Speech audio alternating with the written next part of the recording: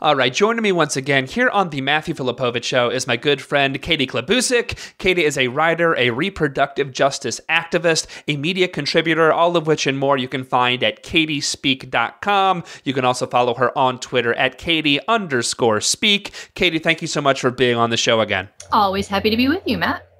All right, so Katie, last week we had, I think it was the 42nd anniversary of Roe versus Wade. You recently wrote for Truth Out about how 2015, we're only about a month into it, but it's already shaping up to be a record year of the right wing attacking the rights of women. Tell us all about it. Sure. I guess you can learn a lot about somebody or a group and their priorities by what they do first.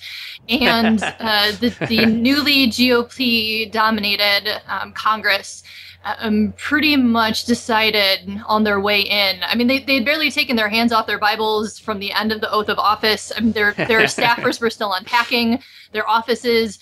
And the first 2 days were literally the first bill that came onto the floor in the House was a bill to restrict abortion after 20 weeks. Not to be outdone, Senator David Vitter introduced a 4-pack in the Senate, and to do everything that's basically every trap law that we've ever talked about and you've ever talked about on the show. But remind people what a trap law is. Sure.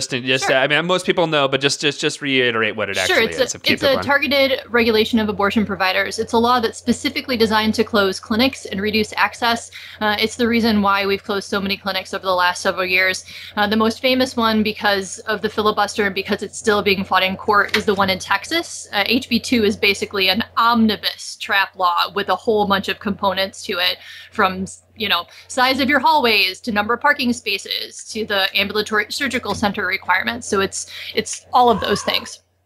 Right.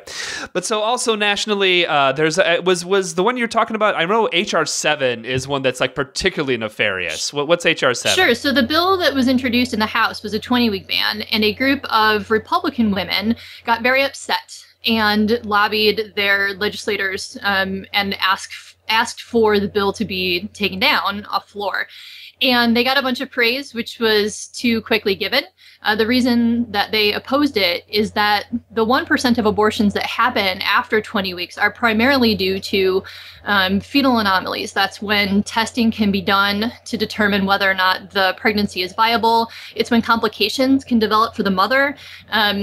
So you'll have some young people or people who live in areas with limited access who have trouble getting access to a procedure before 20 weeks who will end up terminating after that point. But the majority of post-20-week abortions are wanted pregnancies where something went wrong. And it's this, in the idea of good abortions and bad abortions, those are very sympathetic people that would be affected by the 20-week ban as it was proposed. And so Republican women who probably have had friends and family or themselves who've gone through difficult pregnancies, immediately identified with the people that would be affected by that law, and asked for it to be rewritten so that there were exceptions for things like life, health, that sort of thing. So that was pulled back.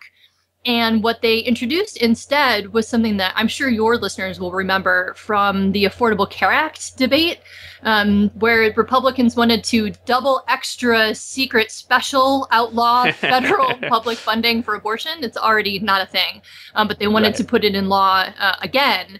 And so the Stupak Amendment was them prohibiting that in the Affordable Care Act. So HR 7, which passed the House on the anniversary of Roe, because these people have no shame or recognition of history, would basically make it illegal for insurance providers to cover abortion. So if you are a zip code lottery winner, as I am in California, and your Affordable Care Act plan through Blue Shield, as mine is, covers abortion care just like any other outpatient procedure, this would outlaw that. So forget free market, forget employer and personal control. It would affect private insurance, public insurance, all of those things. So what happened is the sympathetic people affected by the 20-week ban were given a pass, and we have now thrown poor women and people of color and disadvantaged neighborhoods and income levels under the bus again, because it's very convenient to trade away those people's rights and lives when you need to pass something in Congress. I'm talking again to Katie Klabusich. You can find her work at katiespeak.com, on Twitter at Katie_speak. So obviously the Republicans are horrible on a national level. They're awful. The positive side of this is Barack Obama has promised that he's going to veto any of these things. So and not that the fact that they're wasting all this time and all this taxpayer money and doing this kind of theatrical politic, that matters. It's not that it doesn't matter, but it ultimately none of these bills are knock on wood, are going to be signed into law unless somehow they sneak something in and Obama has to sign it. But that's hopefully not going to happen, knock on wood.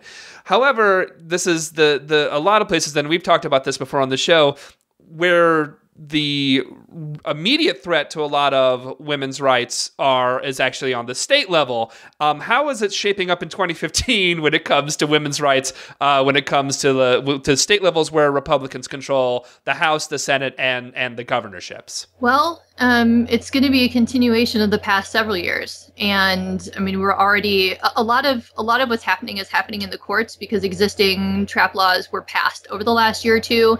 And so there are a lot of fights happening in Louisiana, Mississippi, Oklahoma, Texas, that sort of Fifth Circuit space. HB2 hearings just happened, and we're waiting for the decision on that probably next month or early in March. And it's possible that Republican legislators in the states will kind of wait to see how those court cases go because we're expecting decisions in the first half of 2015. So they will craft their legislative decisions based on what's able to get through. I mean, that's the right-wing long-term strategy. It's how we've gotten here. It's how, for the first time in our country since the passage of Roe, over half of our states are hostile to abortion access. I mean, 87% of our counties don't have providers. This is, I mean, if you live in a blue state, I have bad news for you. If you thought your rights were safe, they're not. Even in my state of California, 45% of counties don't have a provider, and this state has passed access expanding laws. So even if they don't do anything new or pass anything new this year, the continuation of the laws that have been passed over the past couple of years and the expense of fighting them in court, which is something that independent providers, I mean, thank goodness for Whole Women's Health, who's doing a lot of the fighting along with the Center for Reproductive Rights. I mean, but that can't go on forever. I mean, you can't afford to maintain your clinic and your staff.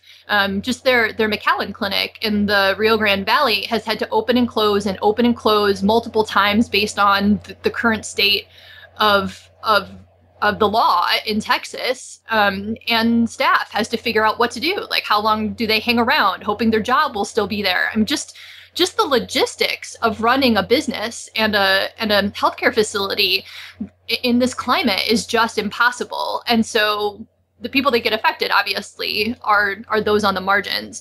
And that's the point, is if they can't directly overturn Roe, then they're going to chip away at pieces of it as much as possible. And the right, I mean, if you ever see like the Life News website, they literally celebrate every clinic closure. And that's their goal. They'll do it one by one if they have to.